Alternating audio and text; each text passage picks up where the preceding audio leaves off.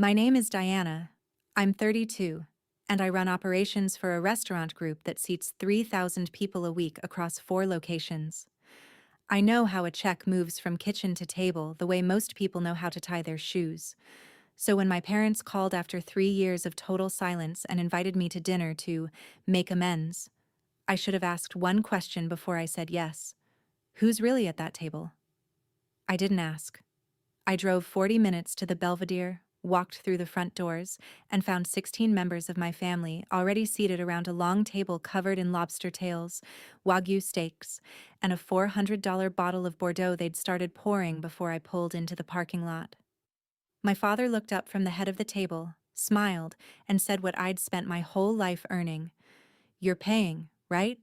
You owe us that much." He thought he'd cornered me. He hadn't counted on the 2 sentences I was about to whisper to our waiter, or on what his own credit card was about to tell the entire family 15 minutes later. Welcome back to Calm Drama Stories, where ordinary people face impossible family moments and walk out with their dignity intact. If you've ever been the one expected to pay, to fix, to stay quiet, this story is for you. Drop a comment and be sure to subscribe. But let me back up a few weeks. Before the dinner. Before the parking lot full of cars I recognized. Before my father tried to hand me a bill the size of a mortgage payment. I need to tell you who I was the morning the invitation arrived, because that's the version of me they were counting on, and the version I'd already stopped being. I manage 4 restaurants. Not own. Manage. I built my way up from bussing tables at a steakhouse in Knoxville when I was 17, still smelling like fryer oil on the school bus the next morning. Hostess at 19. Server at 21. Floor manager by 24. Regional operations director by 30. I'm not rich. I have a 2-bedroom condo that's paid off, a retirement account I never touch, and exactly one indulgence: sparkling water. Still or sparkling, that's what I order when I eat out. Every single time. My staff thinks it's a quirk. It's not. When you grow up paying for everyone else's steak, you learn to keep your own tab small enough to walk away from. That morning, I was in my office reviewing a vendor contract for imported olive oil, the kind of Tuesday that makes you forget not everyone's life runs on spreadsheets and pars. My phone buzzed. I glanced down and felt something cold settle behind my ribs. 3 years of silence, and there it was. A notification from the group chat I'd been removed from the day I became the family's villain. Family had added me back. I stared at that notification for a full minute before I opened it. Family, the little red heart emoji my mother had picked out 6 years ago when she created the group, back when it was used for sharing Thanksgiving recipes and photos of Brooke's dog. I hadn't seen that heart in 3 years. The chat history was clean. Nothing above my mother's newest message, which meant they'd either cleared it or, more likely, they had a second group without me the whole time. Mom's message was warm, careful, almost rehearsed. She said she and Dad had been doing a lot of reflecting and wanted to invite me to dinner at the Belvedere to start healing as a family. Just the 4 of us, she wrote. Her, Dad, me, and Brooke. A small dinner, a fresh start. Then a second message, 30 seconds later, with the line that should have told me everything. Family takes care of family, sweetheart. It's time we remembered that. Family takes care of family. She used to say that when I was 19, and she needed my server tips to cover the electric bill. She said it when I was 23, and Dad needed a co-signer on the truck. She said it when Brooke's first apartment fell through and I quietly paid the deposit. Family takes care of family had always meant one thing in my house: Diana takes care of family. I read the message twice. I noticed my mother hadn't said sorry. She hadn't said, "We were wrong." She'd said it was time to heal. Passive voice. No subject. No one responsible. I typed back, "I'll be there." Then I set my phone face down on the desk and went back to the olive oil contract, pretending my hands weren't shaking. 3 years ago, my sister Brooke decided to open a cafe. Not a business plan, not a market study. A cafe, because she'd seen one in Charleston with exposed brick and a matcha menu and thought, I could do that. She was 26, had never managed so much as a lemonade stand, and needed a $75,000 small business loan. The bank said yes, with a cosigner. That cosigner was supposed to be me. Mom called on a Sunday. Dad sat beside her, arms folded, already angry before I'd answered. Brooke needed the loan. The cafe was her dream. I had good credit, a stable job, a history of saying yes. Just sign the papers, Diana. I asked to see the business plan first. Brooke didn't have one. I asked about her projected margins, her lease terms, her supplier contracts. Brooke stared at me like I'd insulted her cooking. Mom's voice went flat. She's your sister. You don't need a spreadsheet to love your sister. I said no. Not because I didn't love Brooke, I did. But I'd spent enough years in the restaurant industry watching people pour savings into concepts with no foundation. And I knew what $75,000 of someone else's debt looks like at 3 a.m. when the cafe is dark and the loan is still due. Dad stood up. He pointed at the door and said the thing that closed it for 3 years. If you won't help this family, you're not part of it. I drove home. The next morning, I'd been removed from family. Nobody called. Nobody texted. For 3 years, I was the daughter who loved money more than her own sister. Here's the part that's hard to admit. The silence almost broke me. Not because they were right. I knew they weren't. Because I missed being needed. That's the real wound. And it took me 2 years and a therapist named Dr. Kwan to name it properly. I had been the family fixer since I was 17. First paycheck went to groceries. Tax refund went to Mom's dental work. When Dad's transmission blew, I paid for the rebuild and told him it was covered under warranty because I knew he'd never accept a handout from his 22-year-old daughter. When Brooke got married, I covered the florist, the photographer, and half the reception. And I smiled while Mom gave the toast about raising 2 strong girls. 2 strong girls. 1 bill. I didn't do it because I'm generous. I did it because I'd learned, somewhere around age 15, that the fastest way to keep the peace in my family was to make sure nobody had to ask twice. Ask once. Diana pays. Everyone's happy. Dinner is quiet. I trained them. I taught my parents that my wallet was a vending machine. Insert guilt, receive check. And when the machine finally said out of order, they didn't troubleshoot it. They unplugged it and walked away. So when Mom's message popped up after 3 years, family takes care of family, sweetheart, I felt the old reflex fire in my chest like a muscle I hadn't stretched in years. Go. Fix it. Pay whatever it costs. Make it quiet again. But I also heard Dr. Kwan's voice, steady as a metronome. You taught them you would always pay. That was your mistake to fix. Not by paying more, but by stopping. My coworker Jess told me not to go. She sat across from me at lunch the day after the invitation and said, Diana, this has ambush written all over it. And I remember laughing because Jess had never even met my family, and she could see it clearer than I could. My sous chef Marco said the same thing, shorter. Don't. But I'd already decided. Not because I believed them, not because I expected an apology. I wanted to sit across from my parents and find out whether 3 years had changed anything, or whether the silence had just been a longer version of the same conversation we'd always had, one where I was expected to listen, agree, and pay. I wanted closure, even if closure meant confirming the door was nailed shut. There was something else too, and I'm going to be honest about it because I think some of you will understand. I missed my mother. Not the mother who orchestrated, not the one who kept score, the one who taught me to make cornbread in a cast-iron skillet when I was 9 and sang along with Dolly Parton while the butter melted. That mother hadn't called in 3 years either, but some nights I still heard the Dolly Parton. So I told Jess I was going. I told Marco I'd be fine. I told myself the same thing and almost believed it. I set one rule. 1 dinner, civil, no money, and if it felt wrong, I'd leave before dessert. I wrote it on a sticky note and pressed it to my steering wheel the morning of. 1 dinner, then home. That sticky note was still there when I pulled into the Belvedere's parking lot and counted the cars. I dressed simple on purpose. Black slacks, a gray blouse I wear to vendor meetings, flat shoes. No jewelry except the small silver watch I bought myself the year I made regional director. Not because I wanted to impress anyone, but because I'd earned it and it kept good time, and that felt like enough. I didn't want to walk into the Belvedere looking like I was performing. My family already thought I flaunted my success. The truth was, I drove a 9-year-old Honda and meal prepped on Sundays like half of America. The drive took 40 minutes. I played no music. My hands stayed at 10 and 2. Somewhere around the highway merge, my stomach started to tighten in a way I recognized.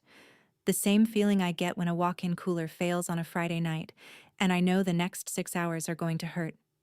Instinct. My body knew something my brain was still negotiating with. I almost turned around at the exit ramp. Almost. But I thought about that cornbread, and I thought about Dr. Kwan's voice, and I kept driving.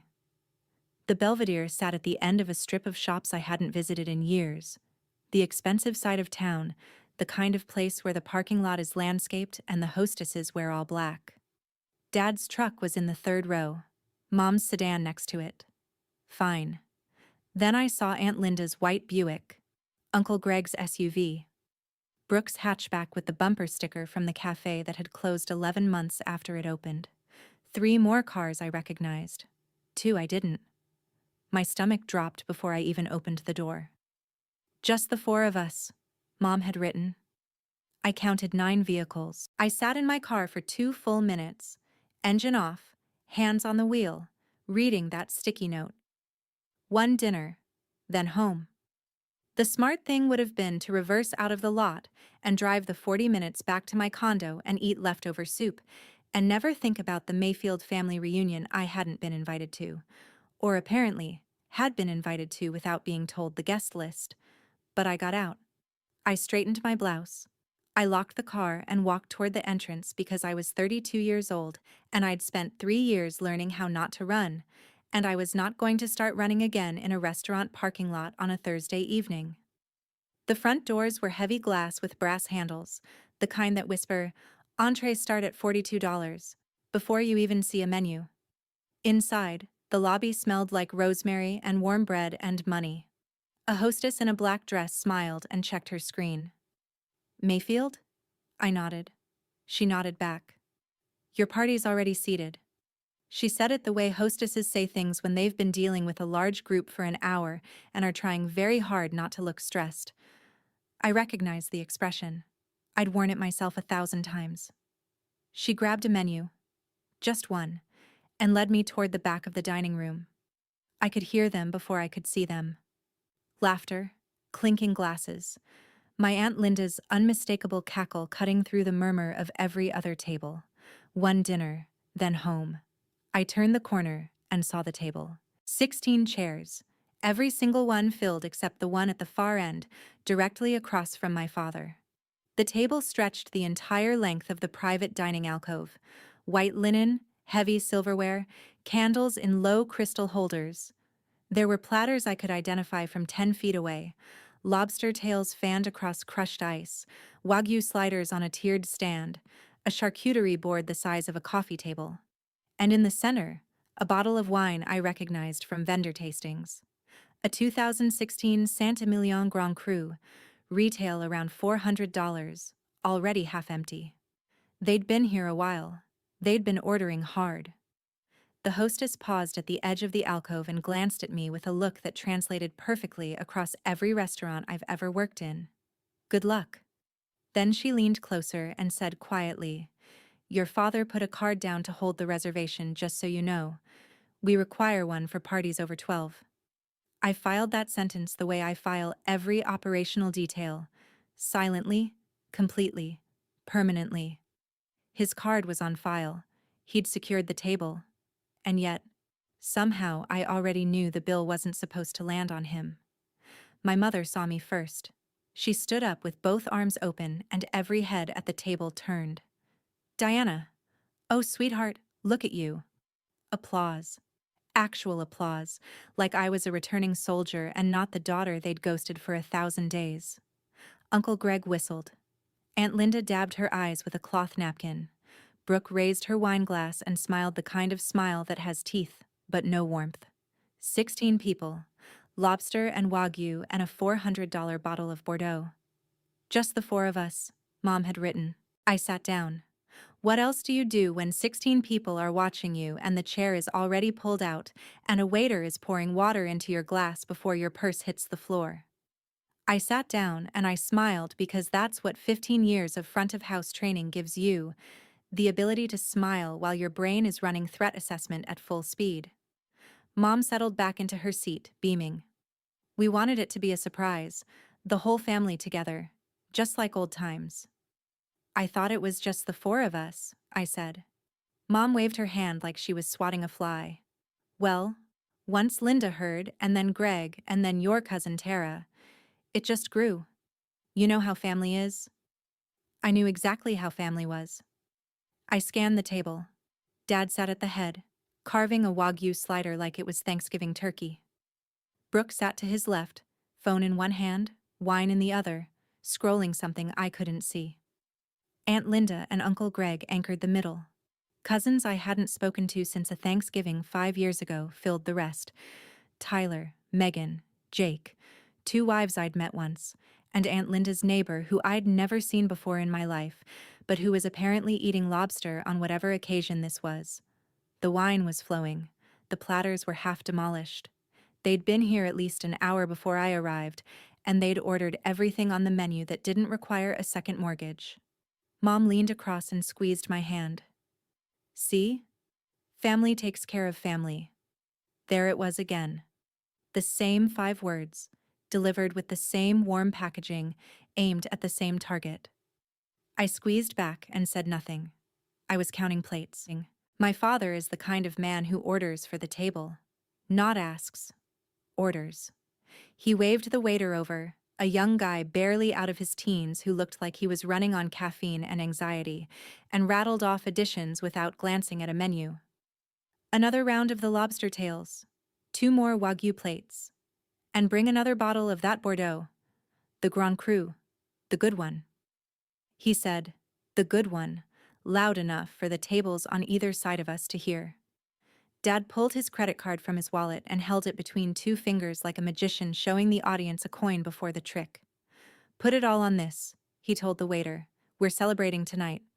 The waiter, his name tag read Nathan, scribbled and nodded, and disappeared toward the kitchen with the look of someone who desperately wanted a smoke break.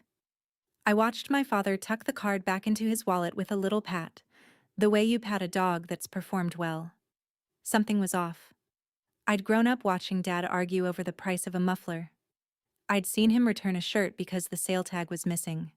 Raymond Mayfield did not order $400 bottles of wine. He did not wave credit cards like flags. This was a performance, and it was aimed at me. Look how well we're doing, Diana. Look how little we needed you. Except the car in the parking lot was the same truck from 5 years ago with a dent in the rear quarter panel he'd never fixed.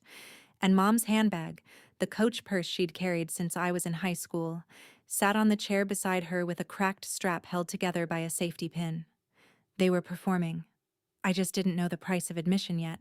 The small cuts started around the second bottle. Aunt Linda leaned across Uncle Greg and said, "Must be nice, running all those fancy restaurants while the rest of us clip coupons." She laughed when she said it, the way people laugh when they want you to know they're serious. Cousin Megan asked if I ever felt guilty living so well while my parents were going through a rough patch. I didn't know about a rough patch. Nobody had told me about a rough patch. Brooke, without looking up from her phone, added, "She wouldn't know. She hasn't been around." Each comment landed with the precision of something rehearsed, not scripted exactly, but aligned, the way a choir finds the same note without a conductor. They'd been talking about me, about my absence, my money, my life. And they'd arrived tonight with a shared understanding of the story. Diana left. Diana has plenty. Diana owes. Aunt Linda delivered the thesis statement. She reached across the table, took my hand like she was comforting me at a funeral, and said, "Family doesn't keep score, dear." I almost laughed. Family doesn't keep score. This from a woman who once stopped speaking to her own daughter-in-law for 6 months over a Thanksgiving seating arrangement. I didn't laugh. I pulled my hand back gently and picked up my glass. Sparkling water. The only thing in front of me. The only thing I'd ordered. The contrast was almost funny. 16 people swimming in lobster and Bordeaux, and me with a glass of San Pellegrino sitting at the end of the table like a designated driver at a bachelor party. Nathan, the young waiter, passed behind me and I caught his eye. "Just the water tonight?" he asked, quiet. "Just the water," I said. He nodded like he understood something I hadn't said out loud. "Let me tell you about Nathan." He was maybe 19 or 20, built thin the way restaurant kids are before they learn to eat between rushes. He moved fast but careful, the way new servers do when the table is too big and the order is too complicated and they know one wrong plate means a manager conversation they can't afford. I recognized everything about him because I'd been him. 17 years old, 2 tables deep, learning that the guests who snap their fingers are always the ones who tip the least. He was handling our 16 top alone. Well, almost alone.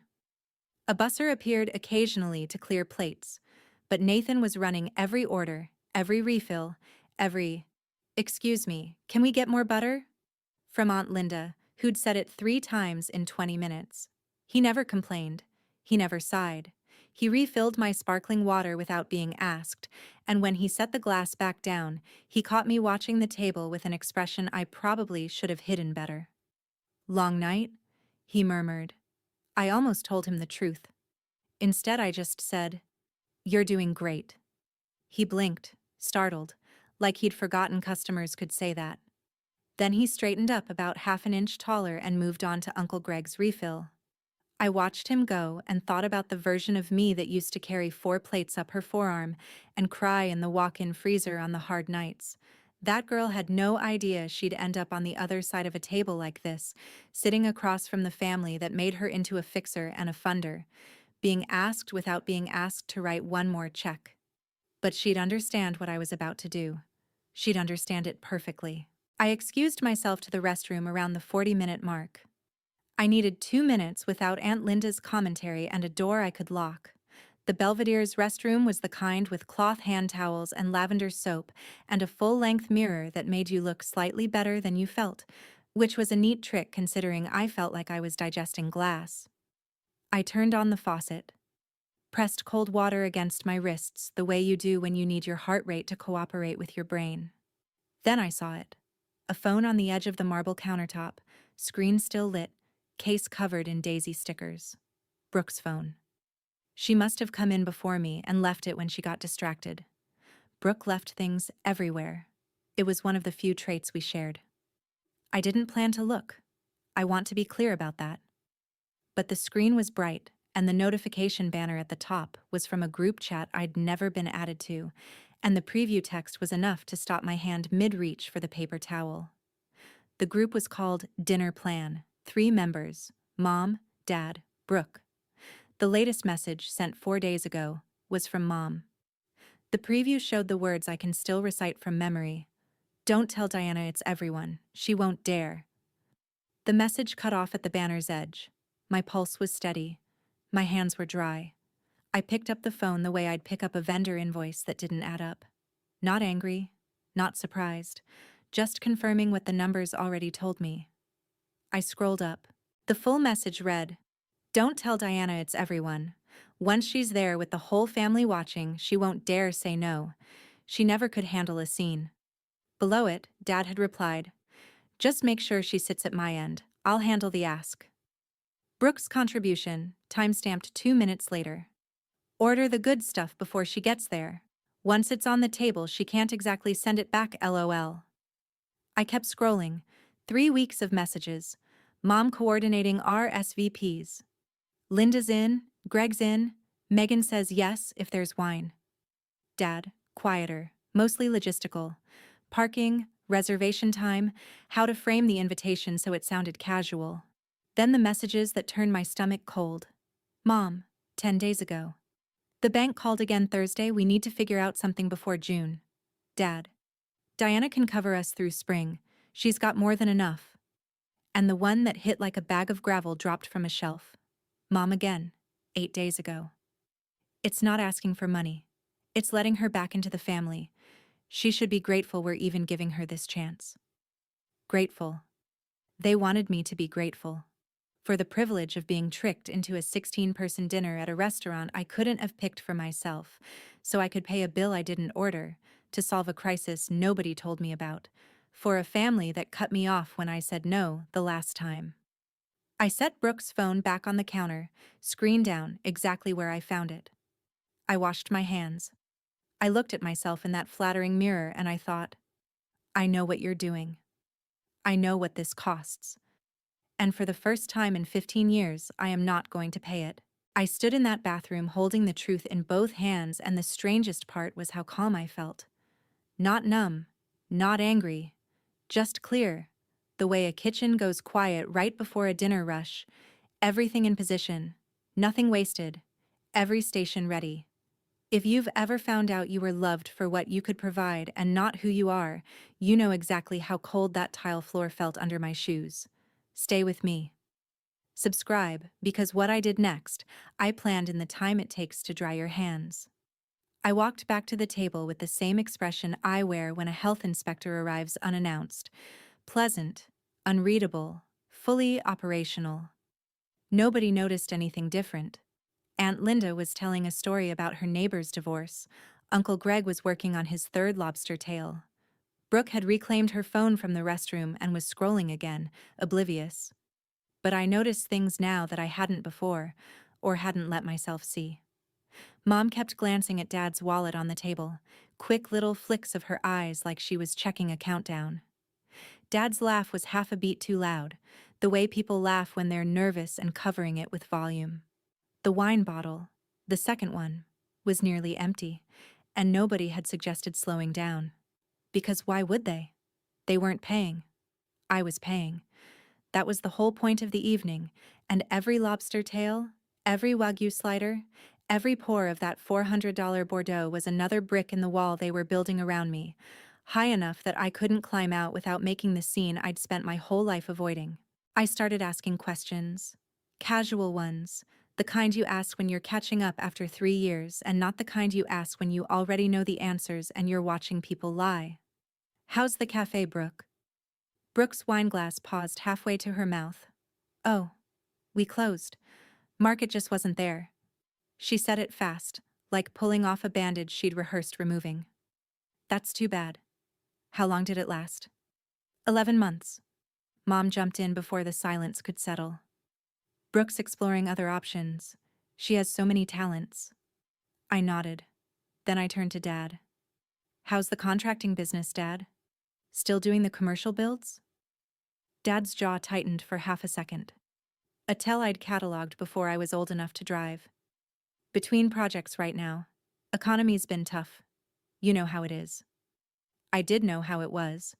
I knew because I'd just read, "The bank called again Thursday," on his wife's phone 10 minutes ago, and because the dent in his truck was still there, and because the man who'd ordered 2 rounds of lobster and a $400 bottle of wine was sitting across from me performing Solvency the way a community theater actor performs Shakespeare, loud, committed, and entirely unconvincing to anyone who's seen the real thing.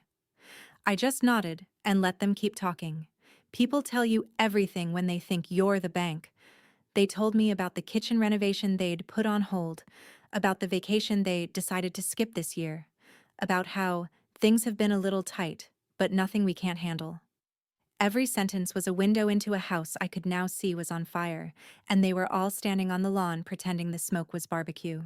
The pressure started building the way it always does in my family, not with a direct question, but with a current. Little comments that pushed in the same direction, casual enough to deny, coordinated enough to corner. Aunt Linda sighed and said, "It must be so rewarding, doing well for yourself like that. Some of us aren't so lucky."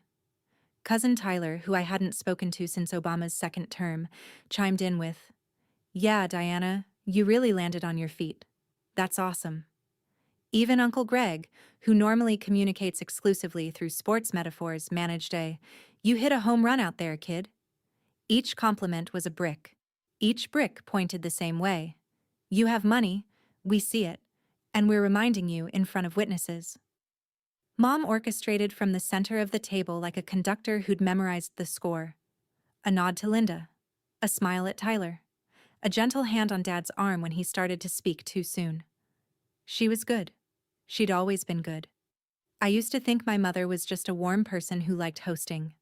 Now I understood she was a project manager with a 20-year track record, and her biggest deliverable was sitting at the end of the table drinking sparkling water. The dessert menus arrived. Aunt Linda ordered crème brûlée without looking at the price. Brooke asked for the chocolate soufflé, which required a 20-minute lead time, which meant she'd ordered it before I sat down. Of course she had. They were running up the tab the way you run up a tab when someone else is paying. Without a ceiling, without guilt, without a single glance at the column on the right side of the menu. My sparkling water was down to the ice. Brooke was the one who cracked the surface. She'd had 3 glasses of the Bordeaux by then, enough to sand down whatever filter she normally kept between her brain and her mouth, which was never especially thick to begin with. She leaned across the table, glass in hand, and grinned at me like we were sharing a joke. "Relax, big sister. It's just dinner. You can afford it." I set my water down. "Afford what?" "This." She gestured at the table. The platters, the wine, the 16-place settings, the crème brûlée and chocolate soufflé currently being prepared by a kitchen that had no idea it was catering a shakedown. "We ordered the good stuff since you're treating." She said it so casually. "Since you're treating." Like it had been settled in a meeting I wasn't invited to. Which, of course, it had been. The table went quiet for about 3 seconds, which doesn't sound long until you're the one sitting in it. Mom shot Brooke a look that said, "Too early," and Brooke shrugged like she'd bumped a vase she didn't plan to pick up. Uncle Greg studied his lobster. Aunt Linda suddenly found her napkin fascinating. Dad cleared his throat. The silence lasted long enough for Nathan to arrive with a fresh bottle of sparkling water and place it beside my glass, and for me to realize 2 things. First, that Nathan was the only person at this table who had poured me something without expecting anything in return. And second, that Brooke had just confirmed out loud what every single person in this room already knew. I was the mark. This whole dinner was a heist. And every lobster tail was evidence. What happened next was an accident, and I almost felt bad for Cousin Megan when it landed. She was trying to make conversation, genuinely I think, because Megan was the one family member who'd sent me a birthday text during year 2 of the silence, a short, thinking of you, that I'd never replied to, and still felt guilty about. "So Diana, Mom said you got a big promotion? Something about running a bunch of restaurants now?" I kept it simple. "Regional Operations Director. 4 locations." Megan nodded, impressed. "That's amazing. Like, you're in charge of all of them?" "Staffing, vendors, compliance, financials, everything from the loading dock to the check." I said it the way I'd say it in a meeting, factual, no polish. But the word financials landed on that table like a rock through a window. Aunt Linda's fork stopped. Uncle Greg looked up from his plate for the first time in 10 minutes. Brooke's scrolling thumb froze.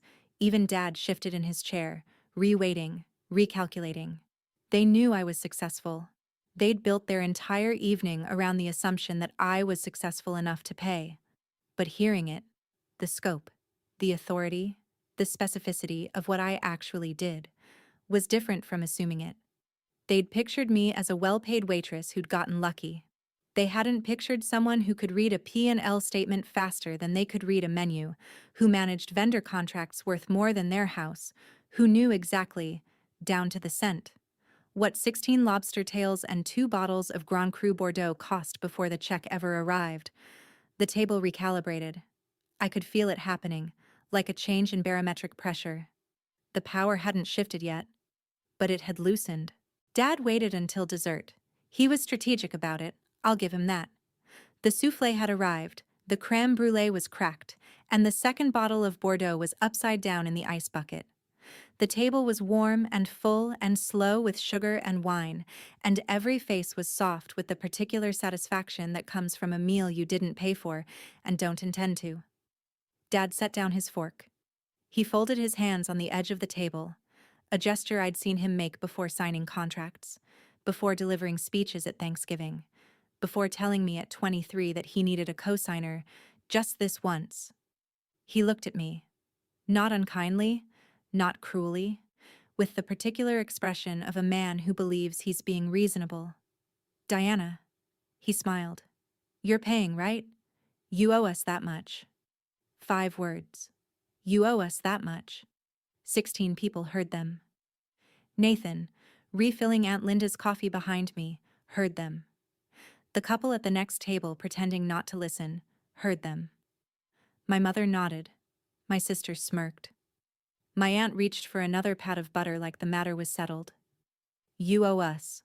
3 years of silence, and not one person at that table had said they were sorry, or that they'd been wrong, or that they'd missed me for any reason other than my credit limit. You owe us that much.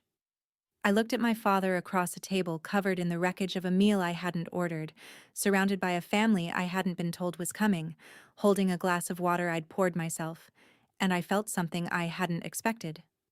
Relief. Because the decision I'd been afraid to make had just been made for me. I didn't answer right away.